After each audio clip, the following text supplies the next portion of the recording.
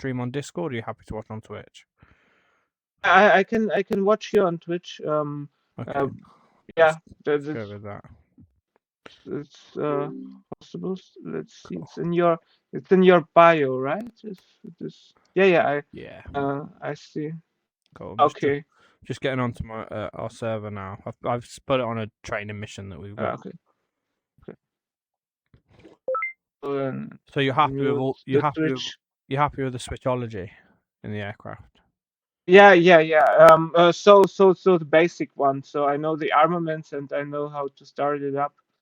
Okay. I also bound my keys to the weapons and know how to give them to my helo and ground crew. Okay.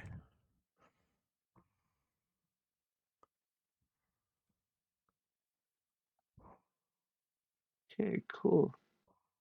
Right, let's put some stuff on.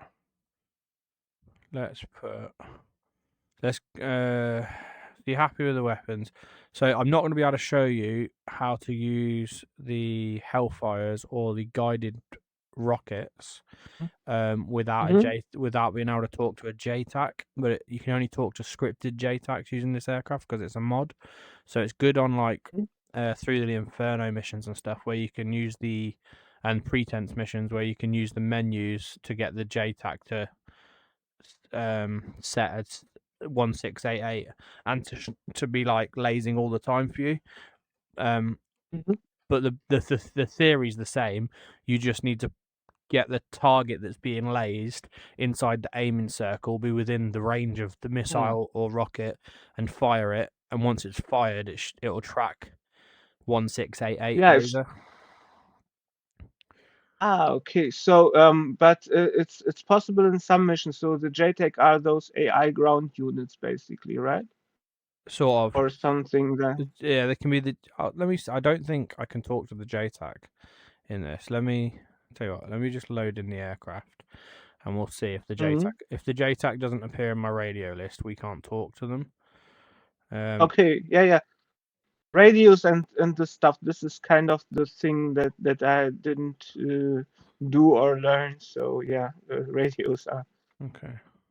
So when I say talk to them, I mean because this is a mod, it won't talk to certain air traffic. Yeah. So I've opened the F10, the air traffic menu, and the JTACs that are on this mission, which should be over the target. Oh no, they're not airborne yet. But even once they get airborne, they won't talk to me because they don't know what I am. So they won't talk to me. So you can't use normal JTACs that are just added in via a mission editor. You have to use scripted JTACs that are constantly lasing and stuff. So I won't be able to show you that. Okay. I can show you all the unguided and dumb weapons. I'll show you. Yeah, that's cool too. Cool. So I'm just gonna open the doors so I can get my weapons requested. So let's go for 50 cal guns on both sides. You have to open the doors so that you can choose them. Yeah, so you can. Okay. So the crew will listen to you. We'll go for 12 times those on that side.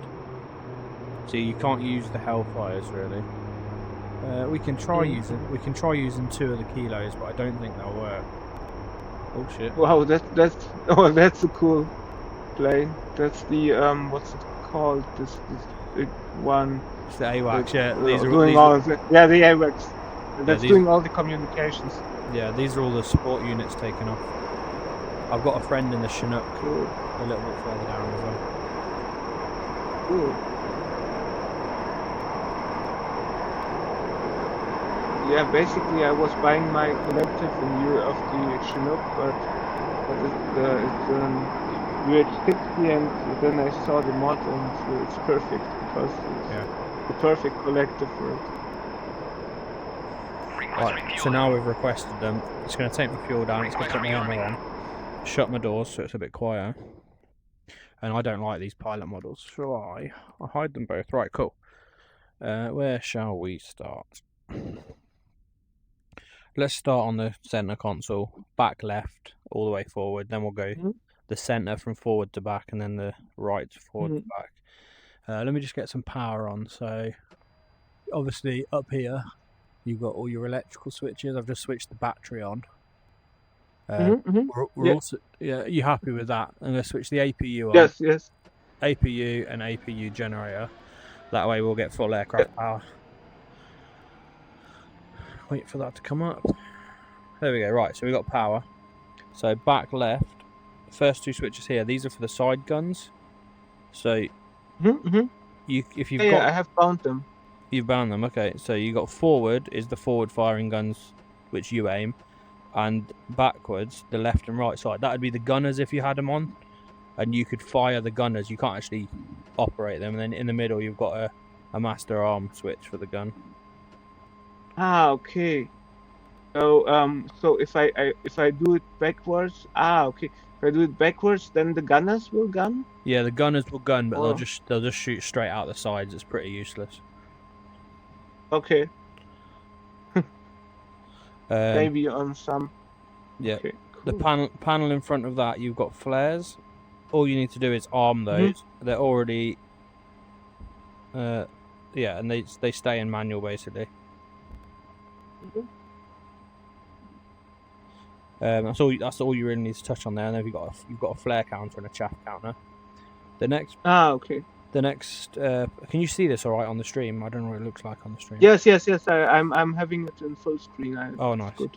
So the next panel in front is not touchable. It's not clickable, so you can ignore it. Okay. The next one in front of there is your first HF radio. So you want to right mouse click the bottom left knob twice so that it's on squelch on, and that's default tuned to 30.000, which in SRS you'll see now is the ARC 201 FM. That's the set. So you got two of these. Then you can switch that So you just want it to squelch on, and then you just type in the keyboard whatever frequency you want. So if I want 15, I'll type it in. One sec. We'll clear it. Oh, I should be able to clear it. Maybe you can't change it. One sec.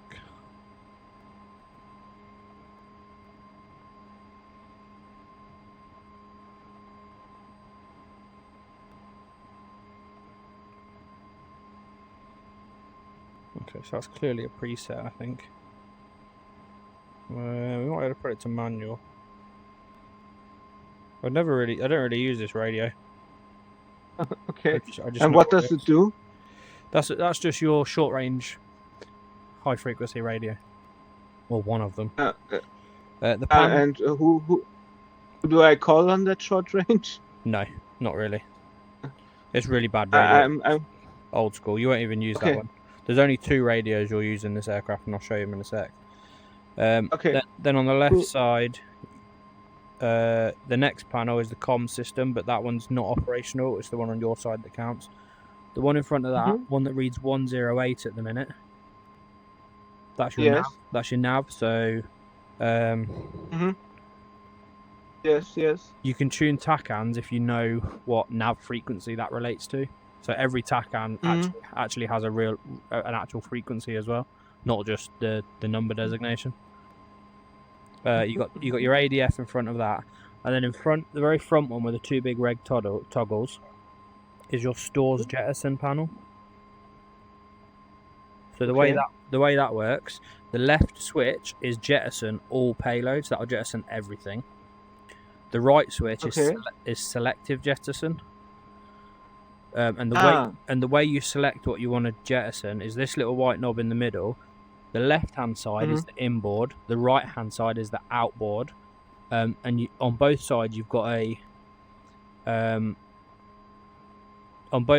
left and a right, so you can drop left inboard or right inboard or both inboards. Same on the outboard side, you've got left, right, or both. And there's one more position which is all, and that'll drop everything. Basically the same as what jettison all would do. Cool. So now the center console, you've got the nose wheel. You've got a fuel test, a gyro erect, which you don't really need to use, tail servo switch, you just always keep that in normal, and a lock wheel, which you can unlock the tail wheel or lock the tail wheel. Right, so the nav panel, I'll show you quickly how to use it. So the bottom knob is putting it what kind of coordinates and what kind of mode do you want it to run in. So there's a lamp test, there's a test, there's an MGRS, so all of your one sec, press enter twice, all of your info will be in MGRS format. There's a lat long format, and there's a GPS, which I don't think works. You'll only ever use it in lat long. Then the top knob, first page, is the wind time data. Don't really use the next page. The only page you're really going to use, 2 pages, you're going to use the distance bearing time. And what that does, it gives you a flight plan to the waypoint you've got selected, how many miles, how many minutes. So if I select waypoint 1 using the increment key on the keypad, you can now see that flight plan. Waypoint 1 in the top left of the screen is 5.9 miles heading 202, and currently right, once I get flying, it will give me an updated time readout to how long it will take me to get there. So we'll leave that on waypoint 1. If I wanted to change what waypoint 1 is, I'd turn the top knob to waypoint. I'd click I've got waypoint 1 selected in the top left of the screen. I'd click keyboard once, twice, and then it will let me edit the northing and the easting, and you just use that using the keypad. Once you've done that, you press enter. That's how you edit or add a waypoint. If you had no waypoints, or if you wanted to add one at the end, you'd just increment your waypoints until you get to the next empty one. So we're going to leave that on waypoint 1, and we're going to leave it on distance time. Coming down from that, you've got your SAS, so stabilization system 1 and 2, the boost for that, your trim, all of those basically need to be on, except from the 2 resets. And then you won't move the manual slew. Coming back from that, that's where you've got your first radio you will use. So always switch it to manual mode on this left knob here. I hope you can see me moving that one. You switch that to manual, and then you'll change the first knob will give you the first 2 digits. So anything below 3, it'll start giving you your digits. So I want 1, 2, 4. So 1, 2 on the first number, 4 on the second, and then it's decimal 0, 0, 0. And then you want to switch this one from off to TR, which is transmit receive. You can have presets. So if I change that to pre, that's preset 1, preset 2, and you can have it AM or FM. I just use it in manual, and that is on AM, which I don't want. Let's get that to FM again. So you turn it off, FM, manual. Oh no, maybe it's always in AM. That might always be in AM, sorry. Transmit receive. Okay. The panel coming back from there doesn't do anything. You got 2 switches at the back of the center console, which are fuel boost pumps 1 and 2. Turn them on. You've got a chaff to splints button back here. You'll never use it because you'll have it binded. This little panel that's sort of behind the right hand side center console, yes, is your heads up display. It's your helmet mounted display. So on and you only really want to use on and off, and then you can adjust the brightness all on your side, down or up. I don't really like. Yeah, I've bound this one. Yeah, I've got it bound. I don't really like flying with it. It's quite distracting. It's too much. Right, so coming up from there, we've got the RWR switches, power, and then you've also got your DSCRM switch, which is your IR countermeasures. You've got your weapons panel. I assume you know how this works. Or shall I quickly go through it to make sure you understand the same as me? I think I've fired even some. So you have basically the master switch, Yeah. which you should turn on, and then you have the pylons basically that you have, but I don't kind of know. So Yeah. if I turn on all the pylons and then I press the weapon release button, what does happen? Salvos of which weapon? Yeah. This is So kind here's of the thing: if you've got my the same, conundrum. if you've got the same weapon on every pylon, you can turn them all. So if I've got rockets on every pylon, they're all the same. You can turn them on, and this knob behind there, what that's saying is I'm firing one weapon from each of those rocket pods at a time. So every press, if I've got four pods of rockets and all 4 pylons selected, every release will be 4 rockets because it'll be one from each pod. Ah, right. So So it's simultaneous. so if you want to conserve ammunition, you want to only select the pylon you want to fire from at a time. When it comes to having different weapons on different stations, you need to select the weapon. You can only select the same weapons at the same time. So if I've got 2 pods of rockets on the outers, and then 2 pods of hellfires on the inners, I can't select all 4 pylons. I'd have to select either the 2 inners or the 2 outers at the same time. And that salvo, the 1, 2, 3, 4, 5, 6, 7, that only relates to rockets, doesn't relate to your hellfires. You'll never fire more than 1 hellfire at a time. If I had hellfires on all 4 pylons and I had all 4 pylons selected, it'll still only fire 1 hellfire at a time. Okay. So it's only related to rockets. So for now, that's all up. And obviously, when you put the master arm on, that's when you get the aiming reticle in your screen, in your windscreen. So you use that to aim all your dumb weapons. But what you also do is if someone's lasing a target for you, and you're say 9 kilometers off in a hover somewhere, waiting to fire hellfire at it, you need to make sure you know which target they're lasing. That can be done 2 ways. Either you just know, or you can turn on your night vision system and see their laser and point it at the base of their laser. That's cool. How would I do that? Even in the daytime, so that you'll need to bind. Even in the daytime, you can turn your night vision system on. It's very bright. You just turn it down as far as it will go, and it won't blind you, but you will still be able to see a laser. Oh, that's cool. That's very cool. Yeah. So yeah, that's that panel. The next one forward doesn't do anything. The one forward from that is the second FM radio. And it's really confusing me why I can't change the frequency. Give me a sec to try and figure that out. It's definitely in... I mean, it's in manual, so I should be able to change the frequency. Maybe I have to press frequency. That might be why. If I put it in squelch on, press frequency, nope. That's going to bug me. Wait, 1 sec. So squelch on, I've pressed clear, it's done nothing.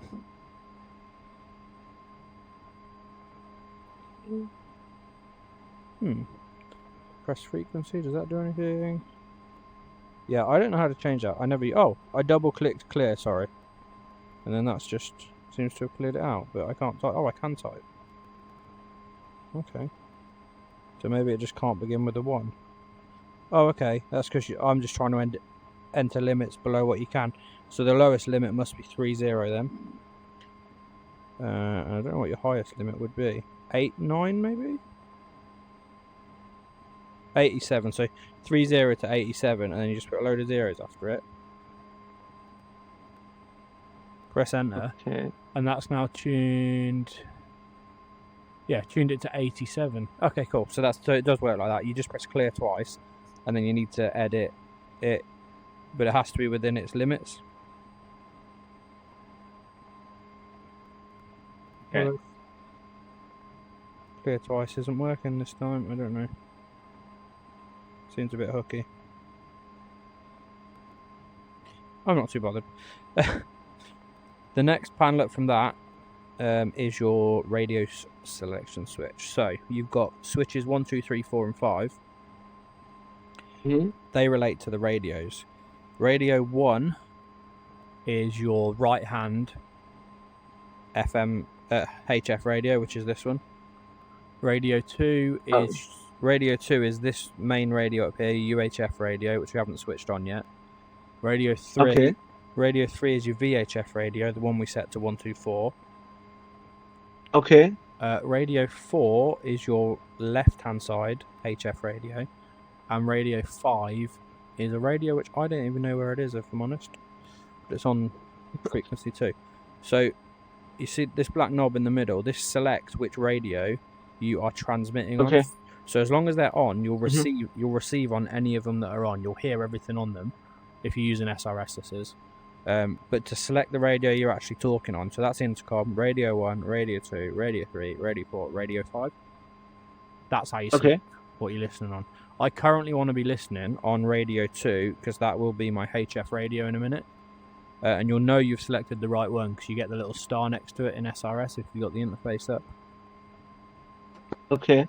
SRS is basically a program that's running behind PCS, right? Yeah, so it's installed server side and client side, and it runs through the server to allow voice comms using the internal radios to actually talk to people. So I'll demonstrate it now with my friend. So the panel in front of that is the UHF radio. I'm going to turn that to manual. I'm going to change it to 310.000, and that he should be on that. Oh, he's not on it at the minute. Okay, so he's not on it at the minute. But when he's on it, I can do a radio check with him. One sec, I'll try him on I know he's on a different radio. Let me try him on Radio 4. Nightmare Merlin, you on 310124?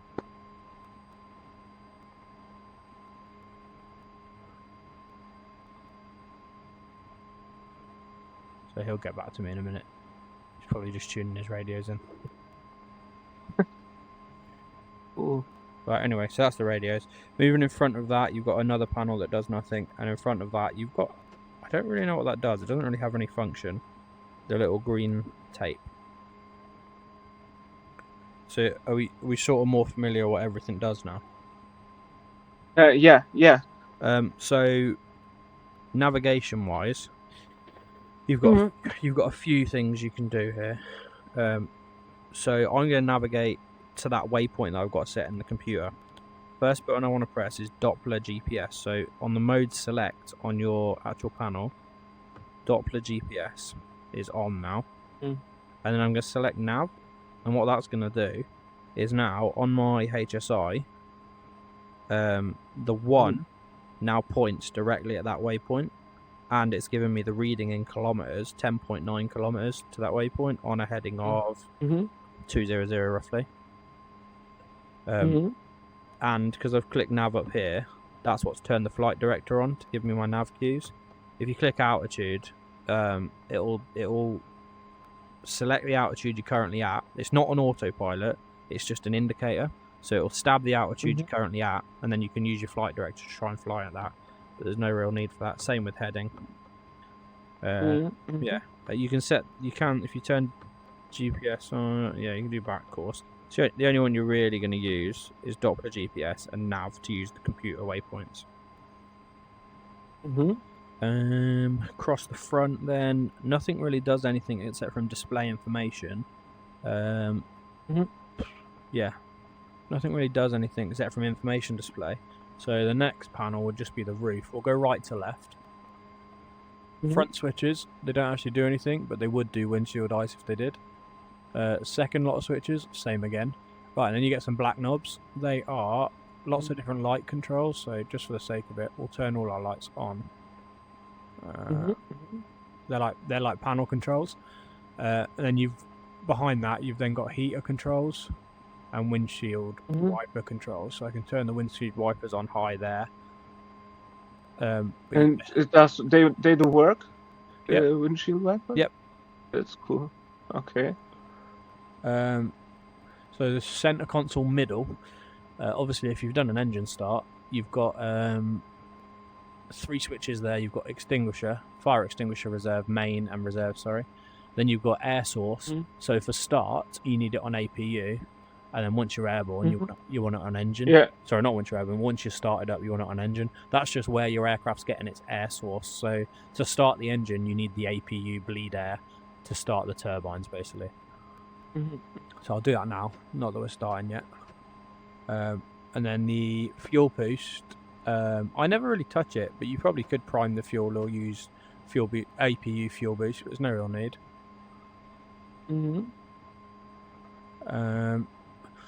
Next row of switches is your generators. So you've got generator for engine 1, engine 2, and the APU, as well as your external power on and your battery on switch. So I'm currently battery on, APU generator on. The other two are off at the minute, and I've got the APU actually on.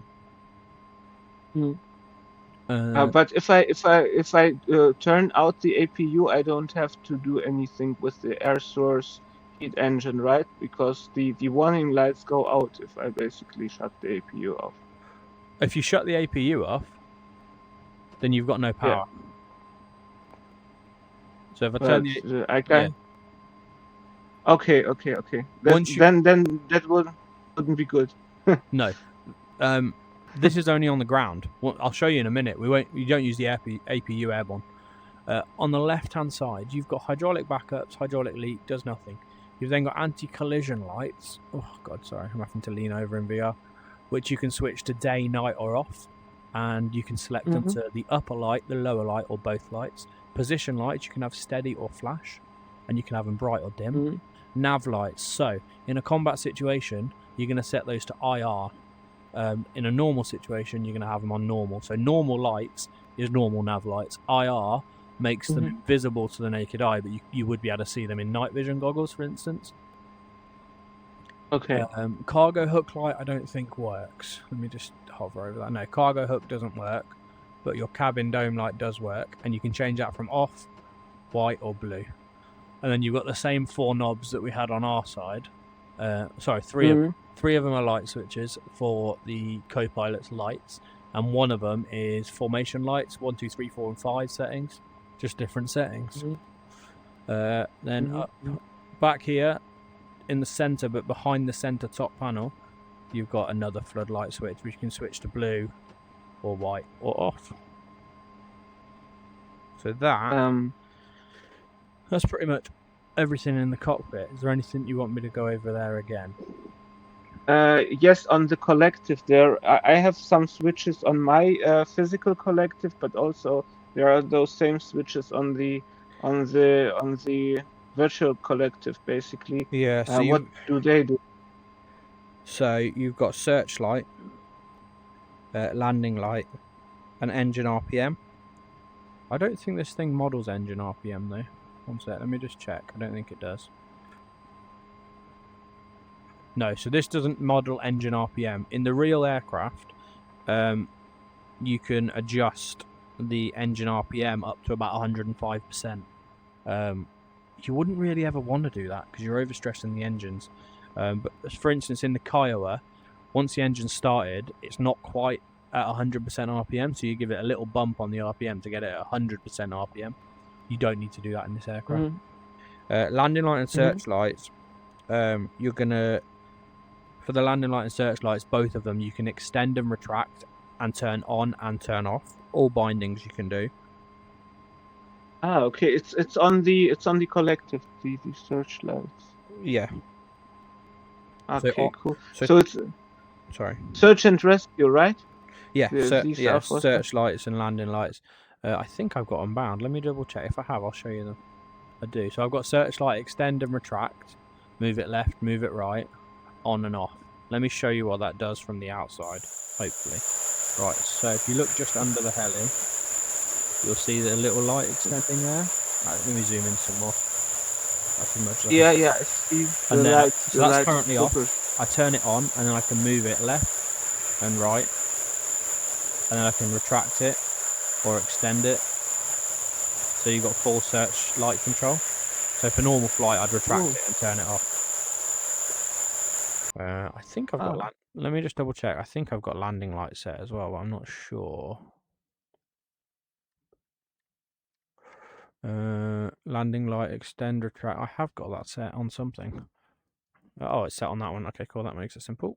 Oh, Uh, wow. so I've got landing. That's cool. I've got landing light extend. It's on the other side. I got it. How do I turn it on? I'll turn it on. Oh, there you go. I've got extend on and off, and retract. The landing light doesn't move left and right. It just extends and retracts, turns on and turns off. I've got my windscreens in the way, wipers in the way now. So for the wipers that were in the way, I've just turned the windscreen wipe switch to park, just to move them into the park position. Oh, one little switch I forgot. You've got a little light on your compass should you need it. So that's the light. That's the light switches.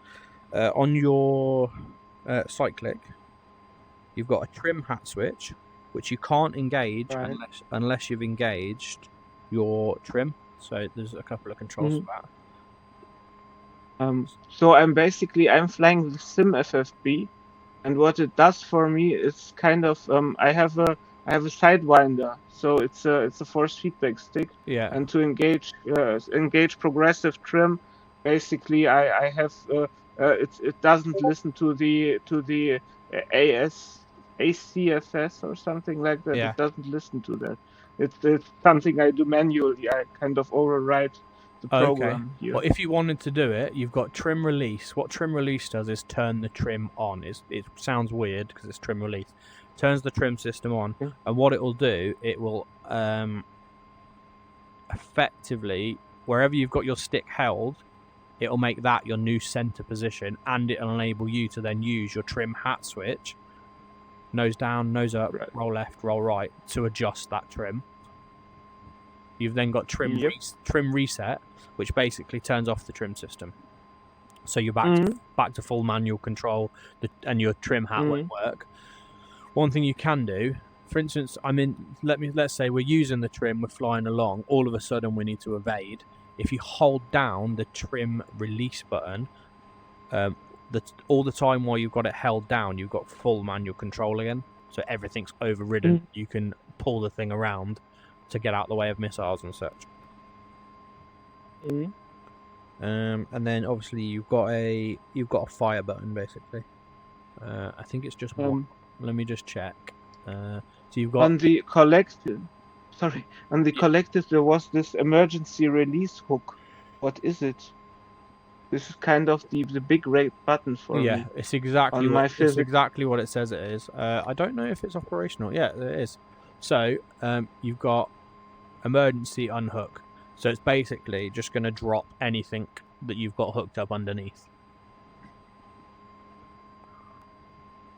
Okay, and I can hook up things underneath? You can. Or? It depends if the missions are set up right. Needs certain scripting and stuff to do it. You can do it. But you won't. And what would I hook basically? Is it something for search and rescue? No, you're like a fire bucket, or you could hook a field gun, anything. Okay. That's your emergency unhook. On the collective also, you're going to have to assign a couple of fire keys. There's 2 different fire keys, I think. One sec. Okay.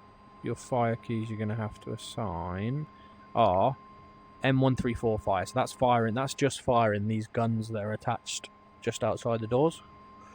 And then you've also got a weapon release button.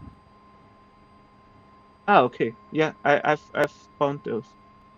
Cool. And I think that's it. I'll go through everything I've got set up, but I don't actually have a lot set up on controls because you don't need it.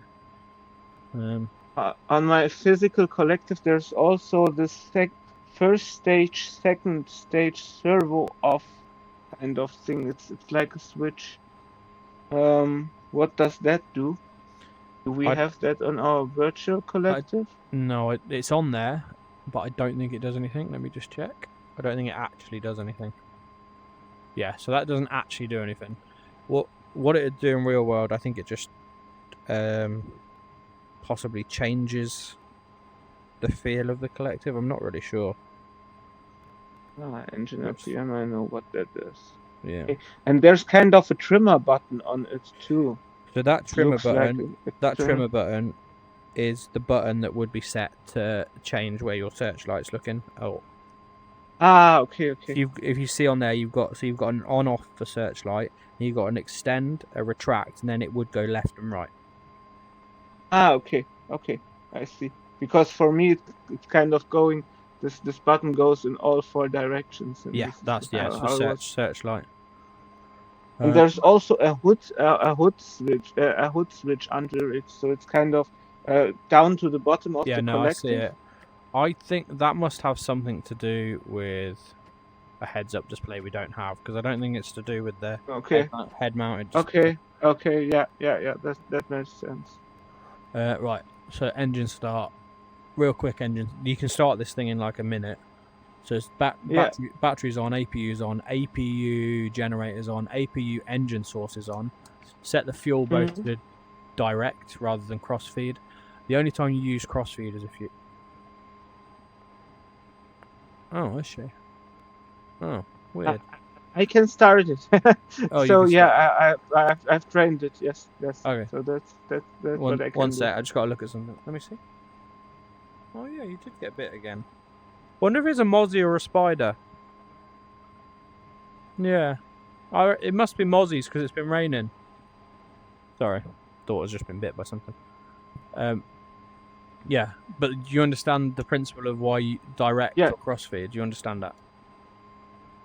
That I don't. I Okay, just cool. pull the switches to the direct. Yeah, that's fine. You've got a left and a right tank, fuel tank. If your right tank develops a leak, you'd switch them to crossfeed, so both engines can pull fuel from the left tank. Crossfeed. Ah, okay. Yeah, direct is like left engine is left tank, right engine is right tank. Simple as that. Ah, okay. And so basically, I do the crossfeed on the right, not on the right, but on the engine that doesn't leak, basically. Yeah. So it feeds to the other one. The fuel, yeah. Yeah. Okay.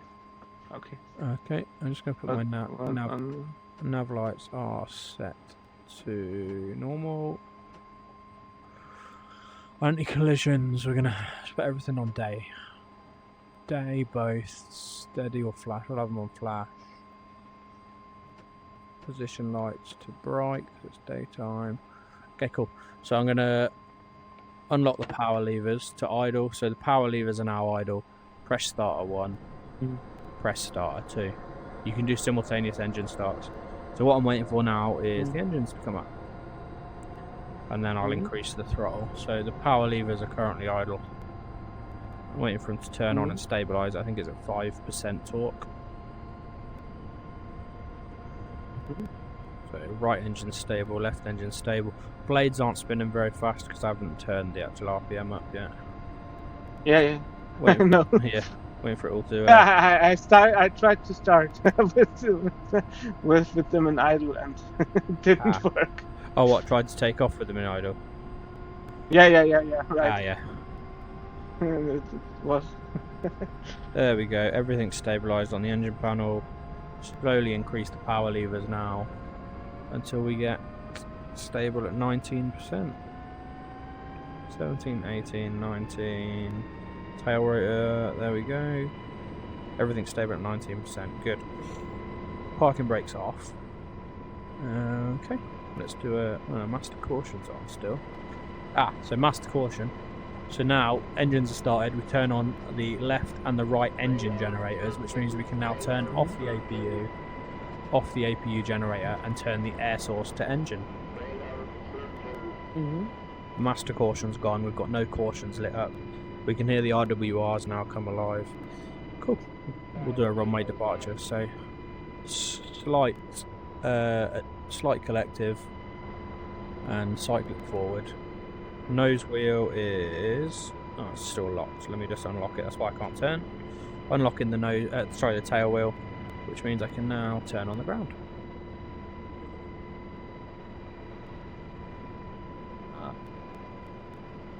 Obviously, we're actually light enough to do a hover takeoff, but this is taxi. Okay. This is cool. So you can kind of turn too, right? You turn on the cyclic still when you're on the ground? No, you turn using the rudder, just like you play on a plane. It's a tail. Okay. Okay. Yeah, sure. Once you've unlocked the tail wheel, it's a caster wheel, so it's fully controlled by. I'm cyclic forward at the minute to keep the forward momentum, but I'm using Okay, cool. using the anti-torque pedals to steer. Cool. Cool. We'll do a hover takeoff anyway. Right. So I'm not using brakes. I'm just putting my cyclic rearwards because that will slow us down. You don't need to use brakes unless you really have to. Okay. Can you turn on your direct this overlay where I can see your movements? Let me see if I can do that. I haven't got it set because I don't usually have it. Controls. Where is it? Show control indicator. Yeah, I don't know what key I need to set that to. Let's set that to. It should be that one. There you and go. I can see what. I don't know if I can move it. I don't know if I can move it though. Okay. Cool. So this is 0 controls. It's going to be a slight left rudder. Stick about there. Add the power. Just to get airborne. There we go. We're quite nose heavy because of the weapons, so we are having to put a lot of back stick in initially, and then we're going to slowly release that. Keep the rudder on until we're stable.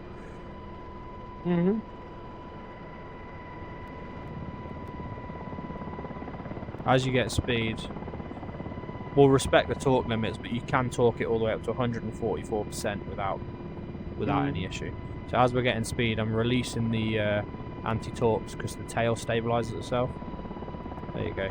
So I'm now, if you look, I'm not putting any anti-torque in there, but what I am going to do now is trim it out. So I'm going to press the trim release, resets where that is, just resets the center point, and there you go. And then I can use the actual trim switches to move that about a bit. So I'm now hands off. You'll see in a sec. I'm completely hands off. That's completely hands off, not touching anything. Cool. Very cool. What we're going to do while we're nice and safe, so what should we fire first? Let's fire the rockets first. So we're going to select both pylons, master arms are on, and we're going to fire one from each pylon each time. Waypoint now is just coming to the south and it's 9 kilometers away. One thing you don't need to do as well, if you've got the trim system engaged, you actually don't have an awful lot of rudder authority because it's doing it for you. So you can fight it a bit, but you'll realise very quickly that it's not doing much for you. So what I was saying earlier, I'm currently trimmed out. If I hold the trim release switch now, I've now got full control straight away with the aircraft. I can do whatever I want with it. To the point I can take it out of the sky. If I now reset that and get trimmed out again in forward flight, I'll show you if I don't press it how it reacts in a sec. We just trim out again. There we go. So we're just about hands off. So I'm not going to press it now. We're just at about a cruise speed, but this is how it reacts. I'm full left rudder right now, and I'm not. You get a lot less. Because the stabilization system thinks, what the hell's happening? Let's try and stabilize it. Yeah. So yeah, you've got two options really. If you need to take manual control, like full authority of the aircraft again, you can either hold down the trim release, but bear in mind, once you finish the maneuver and are ready to let the stabilization happen again, you'll need to do a trim reset and then go in it again. Or you can just press the trim reset, and pressing the trim reset, I'll press it now, it just takes the stabilization trim off, so it's just doing whatever it was naturally going to do without input. Let's go for some moving targets. So I've trimmed it out again. Okay. Torque's good. Right, we're going to maneuver, bearing in mind the stabilization trim is still on, so I haven't got that much rudder power. So you might as well let the aircraft just do what it wants to help you. And then we'll run down this line of moving targets with rockets. But it's going to be the weapon release, not the gun trigger for this. And what kind of rockets are those again? So these ones are just the M282's 70mm rockets. Same that you'd get on most aircraft. I'm carrying a pod of 12 on each side. Is it like Hydra or is this Yeah, something else? Hydras basically. Hydras. Okay. And yeah, I have a lot of them, right? Yeah. They So are just not very. they're not very powerful. I'm carrying 12 on each side. Right. And they are good against light vehicles or something. Yeah, light vehicles, soft munitions, people. I mean, and how many kilometers I can be away from them? so those they're dumb weapons. So you can be as far as they'll fly, but you'll have to aim off if you want them to go further. There's a version of those rockets that are laser guided. You need external laser sources to be lasing for you, and you'll get, if you're at a full forward speed when you release, you'll get 6 kilometers out of them. As long as but you need line of sight, and you need to be sort of this height. You'd get 6 kilometers. If you're in a hover, you're looking at more like 3 kilometers, because obviously they're starting from 0. So a lot of energy is wasting getting up to speed. The Hellfires, the air-to-ground missiles, same ones that are on the Apache, need the same. You need a laser source, but in forward motion, you can get 9 kilometers out of them. In a hover, you're probably looking at about 6 or 5 kilometers. So you can be outside of lethal range of most stuff. If you're trying to kill SAMs with them, and you've got a JTAC lays in sort of SAM sites, it's more than possible because you're a helicopter. So you sneak in at treetop height, they're not going to lock you up, and what you can do is use buildings or terrain masking even close to the target, because you don't even need that much terrain masking, because if there was a SAM in this area on this little target field, all I do is hide behind these buildings over here, or even hide just slightly low over the water because there's a slope towards the beach. Right, so that's those. Let's go through the Hellfires. I don't know, these are laser Hellfires, and I haven't got anything to actually laze for me because I can't talk to the JTACs. So these are just going to be, these are going to go wherever they fancy. So I'm just going to show you though what I would do. So I'll arm the 2 inner pylons, master arms on. So you'd get your target. So if I knew my target was in the center of that field being lased, get it in my green circle and just fire. But nothing's being lased right now, so all they're going to do, that's 4 away. You can fire them 1 at a time.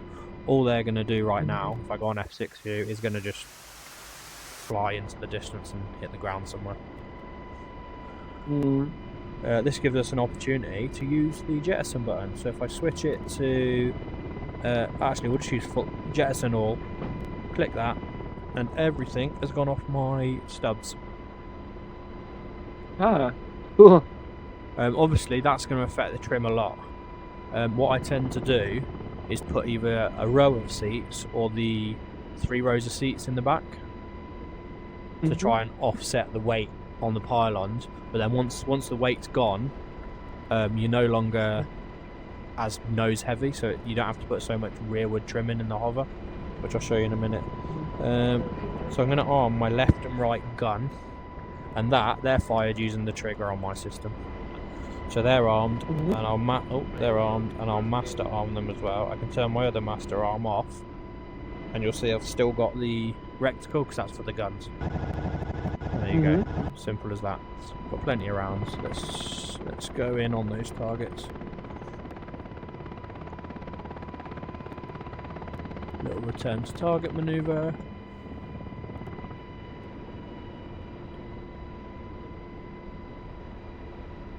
So it's mostly dumb weapons other than your laser guided stuff.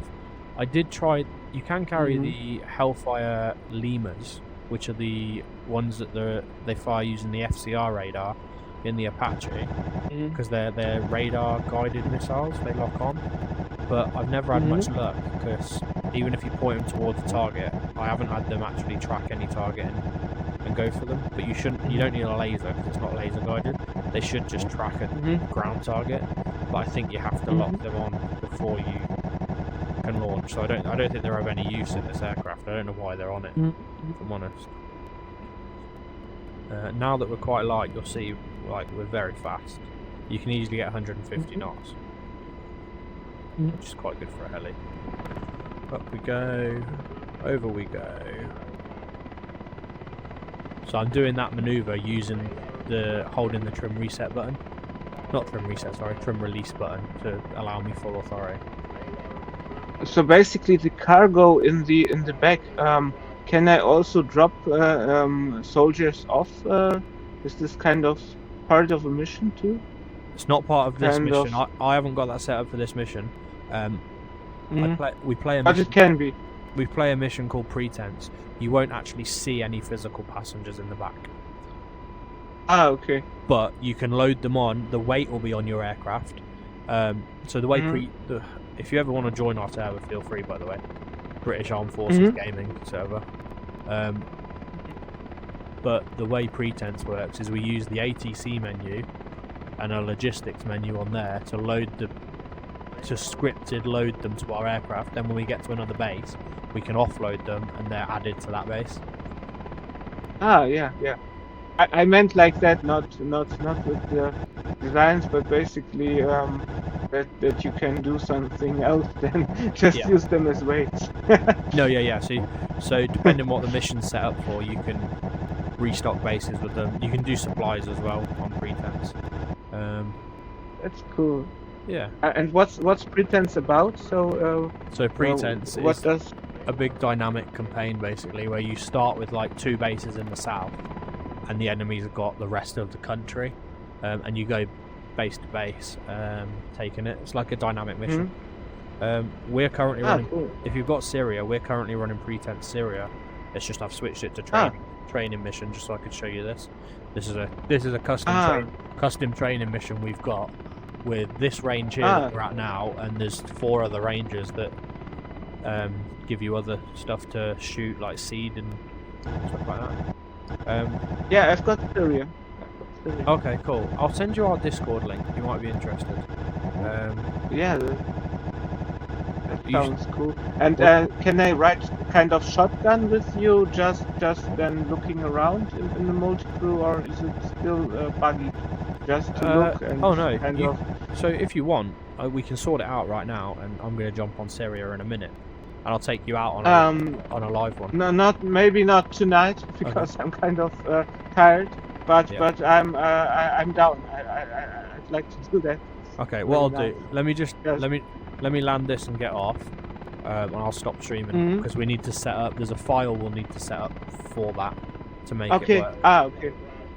Cool. Yeah. Because you can just jump in the aircraft, but nothing is synced. No instruments are synced or anything, unless you've set up unless you set up a net file which basically connects us externally as well as internally to the sim, so that our cockpit syncs up. Okay. Right, let me RTB. So if I full torque it right now, it'll be 144% torque, which isn't great. But you'll see like the speed. I'm empty at the minute, so this is start shaking at about 150 knots. You don't want to be pushing it much past that, but you can quite easily.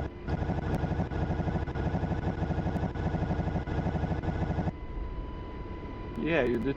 And so basically, you said the guns on the sides of the doors are not very good, right? So you the ones that point really the ones that point outwards. I never put the gunners in their seats. There's no point. So the GAU 9, but these are the GAU 19 guns, right? That have no effect. No. These are the ones that you can forward fire. Okay. The ones that have no effect are the door gunners. Okay, door gunners. Yeah, which aren't in the weapons positions. They're in like the internal positions. Okay. Where is my airfield? There it is. So GAU 19s are better than the M134s. Yeah, but they're all fired using the same method. I think these are 50 cal. I don't know what the M134s are. There we go. Maybe 30. Yeah, maybe 30. We're out of guns. So we'll disarm that, we'll turn those off. All the pylons are off, the master arms off. Oh, and flares. I'll show you. Obviously, you know it's got flares. What's the flare button? Is it on the for you on the collective or on the cyclic. No, neither. It's not For me, neither high, right? I've got it assigned on my physical control, but to actually fire them, there's a little chuff dispenser there, and then the flare dispenser. I don't actually know where it is. I have no idea. I've got it assigned on my throttle. Ah, okay. Reset the trim. If I have a collective, I don't have to do kind of curves or anything, so it should be pretty linear, right?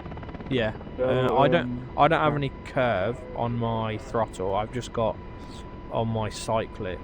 I've got. I think I've got curves of 20, but that's my standard curve that I use, and I'm using a 15 centimeter swan neck on a warthog. Ah, okay. No, I'm not. I have just my Sidewinder with the. You can mod it, but it's basically you have to do a lot of stuff, kind of cut it up and do everything. You do have to like properly control the aircraft though, make it do what you want it to do. Yeah. But I mean, you can see it's hecka maneuverable if you just. Yeah. You fly it like an Apache, but basically for me it's very slow. So slow to the movements, and sometimes it's too fast. Oh, okay. So, right, let's. But yeah. Cool. Let me quit the desktop. Stop streaming. And we'll sort that file out quick before you go, so it's sorted out if we do want to. But I'm happy you can come ride along on a Syria mission with me, and I'll show you how I use the JTAC as well. And you'll understand. You'll understand more because the Syria pretense missions, there's AI